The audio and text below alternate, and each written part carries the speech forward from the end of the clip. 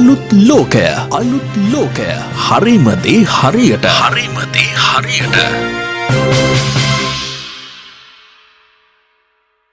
සෙම ඇතිවීමට බලපාන හේතු අයිස්ක්‍රීම් එකක් කමු. අපෝ බෑ මට සෙම.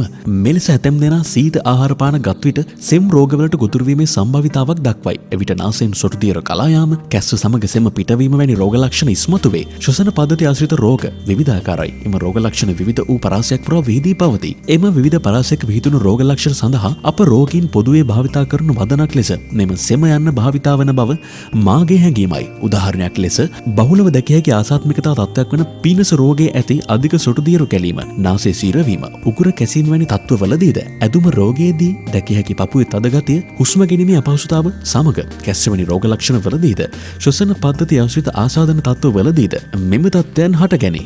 මෙලෙස සෙම අධිකව දැකිය හැකි ශ්වසන රෝග මොනවාද? ශ්වසන රෝග පොදුවේ කාණ්ඩ කිහිපයකට බෙදා වෙන් කර දැක්විය හැකියි. ඒ අතර බහුලවම රෝගීන් පැමිණෙනුයේ ශ්වසන පද්ධති ආශ්‍රිත ආසාදන සමගයි. මෙහිදී ප්‍රධානම වශයෙන් දැකිය හැකි ශ්වසන ආසාදන තත්ත්වයක් ලෙස සෙම් ප්‍රතික්ෂාව, උගුරෙහි ඇතිවන ආසාදන නිසා ඇතිවන සෙම් ගෙඩි ඉදිමුම, සර පටල් ආශ්‍රිතව ඇතිවන ආසාදන, හිස් කබලේ අස්්‍ය ආශ්‍රිතව දැකිය හැකි කුහර හෙවත් කෝටරකවල ඇතිවන ආසාදන, කෝටරක ප්‍රදාහය, ශ්වාසනාල ආශ්‍රිත ආසාදන, ශ්වාසනාල සහ අනුශ්වාසනාලික ආශ්‍රිතව ඇතිවන ආසාදන තත්ත්ව, පිනහල් ආශ්‍රිතව ඇතිවන ආසාදන සහ ක්ෂය රෝගයේ යනුවෙන් ශ්වසන පද්ධතියේ ඉහළ සිට පහළට ඇතිවන ආසාදන ලෙස වෙන් කර හැඳින්විය හැකියි. එමෙන්ම පීනස රෝගයට ප්‍රතිකාර කිරීමේදී ඉතා වැදගත්ම කාරණය වන්නේ එම පීනස තත්ත්වය ඇති කිරීමට ඉවහල් වූ ආසාත්මික කාරක හඳුනාගෙන ඉන් ඉවත්ව සිටීමයි. උදාහරණයක් ලෙස ඔබ දුහවිල්ලට අධි ආසාත්මිකතාවයක් දක්වන්නේ නම් හැකිතාක් ඔබ අවට පරිසරයේ පිරිසුදුව තබා ගැනීම වැදගත් වේ. ඔබ යම් හඳුනාගත් ආහාර වර්ගයකට අධි ආසාත්මිකතාවයක් දක්වන්නේ නම් ඉන් වැළකී සිටීමද ඉතාම වැදගත් වේ. ඉතින් මෙවැනි තොරතුරු දිනපතා නරඹන්න පහලින්